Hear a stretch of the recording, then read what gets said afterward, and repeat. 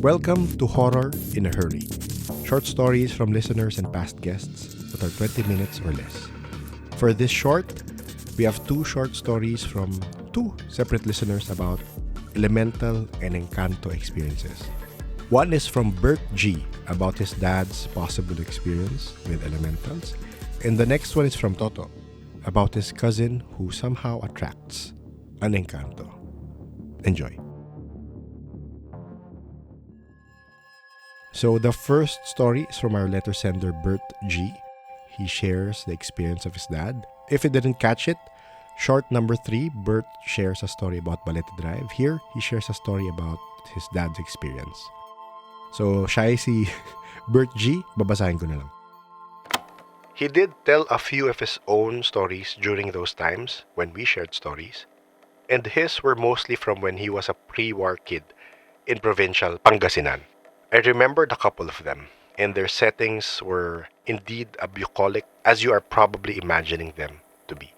One story was when he was a kid riding his bicycle up a hill, a pre-war American kid's bike. I wouldn't have been surprised if it was a Schwinn. Pangasinan those days was undeveloped, rocky, overgrown, and hilly, so bikes and motorcycles were preferred. And besides, that's what people could afford. So anyway, it was late afternoon, well into twilight, and he was struggling to pedal his gearless bike up this hill on his way home. Their place was on the opposite side of the hill. If you've ever tried riding a two-wheeled bike without gears up a hill, you'll know what I mean. But when he was halfway up the hill, he felt his pedaling become easier. He didn't understand why it would be, but he didn't question it, and just felt relief. As he went on, he tried to understand why. He didn't have any side mirrors, so he turned around to look and found a man pushing him up the hill by the bike rack, helping him. Dad didn't say how this man looked, except to say that he was really old and scary and smelled a little like dry earth. And that wasn't really a man. He said he could feel it. Predictably, Dad screamed, and his tiredness disappeared, maybe fear-induced adrenaline, and he pedaled mightily.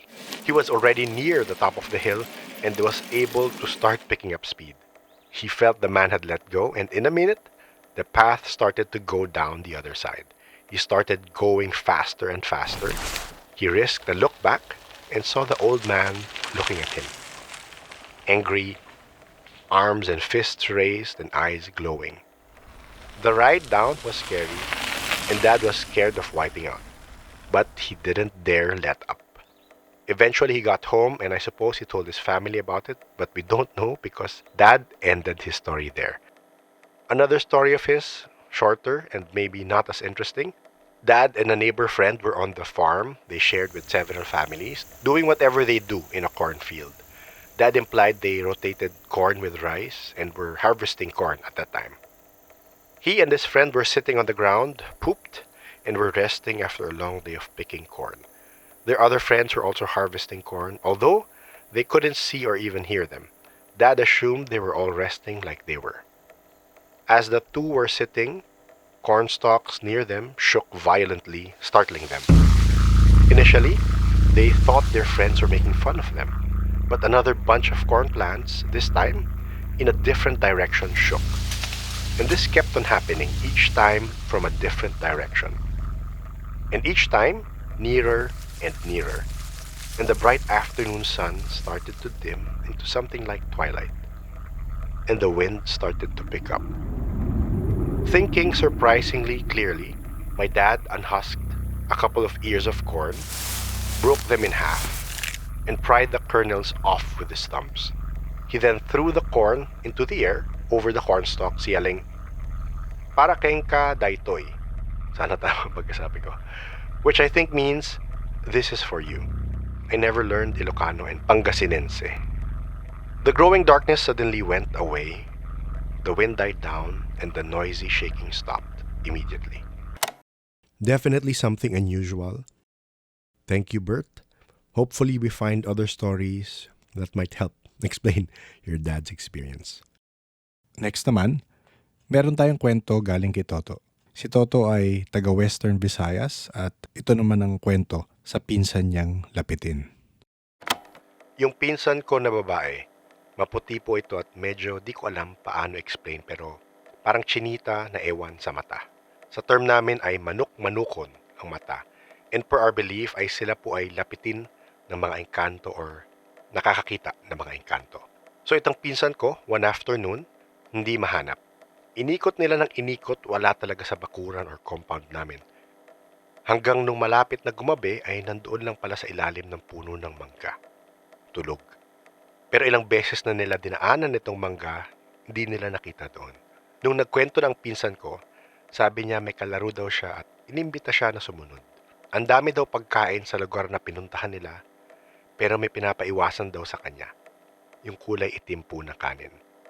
Sabi ng lola ko, pag nanaginip daw na nasa kainan, iwasan daw yung itim or pulang kanin. Pag kinain daw yon ay hindi ka na makakabalik. Maganda daw po ang lugar at madaming bata, kaya natuwa itong pinsan ko. May nilagay sila sa kanya, kaya hindi na yun naulit. Pero alam niyo po, sinwerte talaga sa buhay yung pinsan ko na yun. As in terms of pera, parang ang bait sa kanya ng swerte. Next po ay ang working student ng kapitbahay namin. Maputi din po siya at ganun din ang mata. Manok-manukon din po. Madaming beses po siya na-possess, ang lakas niya kasi mga lalaki nang pumipigil sa kanya at ang pagsanip sa kanya ay tuwing takip silim. Sabi pa niya, ayan na siya. Ayan na. Takbuhan na kami pag nagsabi na siya ng ganun. Mestizo daw po na matangkad at inaaya siyang sumama. Ipinagamot din po yon hanggang sa nakagraduate at natigil na. Maamo din po ang swerte sa kanya. Pagkatapos noon, nakapagtapos siya, magandang trabaho, etc. Pero lately ay nabalitaan ko ay nagkasakit at pumanaw na. Sa lola ko pa din po, may kaibigan po kami, family friend, na ang dami ng pinuntahan ng manggagamot pero di gumaling-galing. So pinilit niya lola ko na gamutin siya. Ayun, naawa lola ko kaya ginamot. Napagaling niya po, nakita ko ang paggagamot ng lola ko. May gamit siyang dahon na malaki. Di ko alam kung anong dahon yon. Tapos pinapaypay niya at pinagapang sa buong katawan nitong ali. At may binanggit na salita at may pausok pa po. Sabi ng lola ko, kulam, dahil sa inggit daw po, at engkanto ang dumali. Pero napansin ko po na after noon ay mabilis na nanghihina ang lola ko. One time naman po, elementary ako, scouting po namin at naglilinis kami, then nagtapon po ako ng basura sa masukal na lugar sa likod ng school namin. Pag uwi ko po, puro rashes po katawan ko, puro bukol-bukol. So punta kami ng nanay ko sa lola ko, then may pinakuha siya na dahon, dinikit sa katawan ko with matching sali-salita at parang nahanginan lang ako at nawala lahat ng rashes at bukol. Parang magic po talaga. Di na po ako bata nito, grade 5 or 6 na yata ako nito. Kaya alam ko na po yung mga nangyayari talaga. By the way, kada panggagamot po ng lola ko, humihingi lang po siya ng 25 centavos or piso po. At di niya pinapagamit ang ibinibigay na pera sa kanya. May isa pa po akong na-witness nung college, kaibigan ko na babae. Maganda, morena lang pero ang mata ay medyo iba. Churchgoer po siya pero hindi Catholic. Sinaniban po, 4 na lalaki ang gumapo sa kanya. Itinaboy ng pastor na kasama namin sa compound kung ano man yun. Pero parang may time po na bumabalik Sa puno daw po nanggagaling. After po mangyari yon ay pagod na pagod siya pero walang maalala. So bago lang tayo mag-end, actually may pointers na binigay si Toto sa mga nakwento niya tungkol sa engkanto. Sabi niya, ang mga engkanto daw ay mestizo looking, matatangkad na mababango. Madalas daw po nila pakitaan at ligawan yung mga mapuputi na medyo chinita. Something ang mata or sa term namin ay manok-manukon ang mata. Pag nanaginip or maaya ka nila, dapat po daw iwasan kumain or kung kakain man, ay iwasan ng itim or pulang kanin. Thank you, Burt. Thank you rin, Toto, sa mga na-share niyong kwento sa mga elemental at engkanto. Gaya ng nasabi ko before, if first time niyong mapadpad sa podcast, ang Paranormal Podcast ay koleksyon ng mga first-hand experiences sa mundo ng paranormal. Minsan, second-hand story kagaya ng kwento nga ni Burt dito. Minsan, kagaya ng Kiken, first-hand. Kadalasan ang podcast ay 1 hour. So, ito October lang meron akong ganito mga shorts. para ma-share ko naman yung mga stories na hindi ganun kahaba ng mga ibang past guests or ng mga listeners na ini-email sa akin. Merong new episodes ang regular podcast natin every Thursday, 1:37 p.m. sa YouTube, and 5 days later naman, 7 p.m. Tuesday sa Spotify. Normally, kung first time listener ka nga, normally ang mga guest ang nagkukwento sa podcast. Pero kagaya nga nito, minsan ayaw nilang sila magkwento mismo, baka nabubosesan sila or something, or nahihiya sila. So ito, sometimes nagbabasa akong ganito, and sa shorts na natin ilalabas yung ganyan. Pero kung type mo yung ganito mga kwento, baka gusto mong mag-subscribe sa podcast. Mahahanap ito sa YouTube, Spotify, Facebook, Twitter X, Apple Podcast, and Hick Hack Hack. Kung meron ka mga short, scary stories na gusto mo i-share sa Engkanto o sa mga elemental, pwede yan. Email mo lang sa paranormalsph@gmail.com. Ayun, ready na ba kayo? Ilang araw na lang at makikita-kita na tayo. Sa October 25, we are having Occulture. It is our workshop /speaker /live recording /Grant EB. It will be at Social Hall, 5th floor of Maven at Capitol Commons sa Pasig yan. Pwede kayo mag-park sa estancia o mayroong mga malapit ito sa ibang masasakyan. Para mag-register, punta ka lang sa link na nasa show notes or right now sa video portion nito, mayroong QR code, pwede mong scan yan para pumunta sa registration form. We have 2 workshops with past guests, si Aling Jojo at si Coach John. Morning workshop with Aling Jojo, intuitive tarot and oracle card reading, parang crash course, gaya nga ng sabi niya. And afternoon workshop with Coach John on NLP, Neuro-Linguistic Programming, and Vedic Astrology.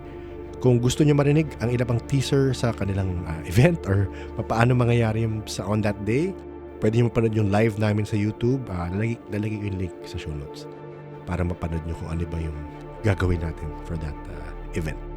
Ayun, I hope makita ko kayo doon. Sa mga hindi makakapunta at medyo malayo, I understand. So, next time, hopefully magkaroon pa tayo next time ng Occulture. Salamat sa mga nag-reach out and nagsabi na interested sila pumunta pero ang layo nga nila. Okay lang yun. Your thoughts are with us on that event. So maraming salamat.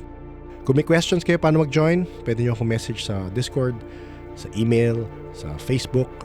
Yan, kayo bahala. See you there. The Paranormal Podcast is engineered and produced by F90 Productions. Maraming salamat sa inyo lahat. Maraming salamat sa mga nakinig. Maraming salamat sa mga nag-email. Please stay safe.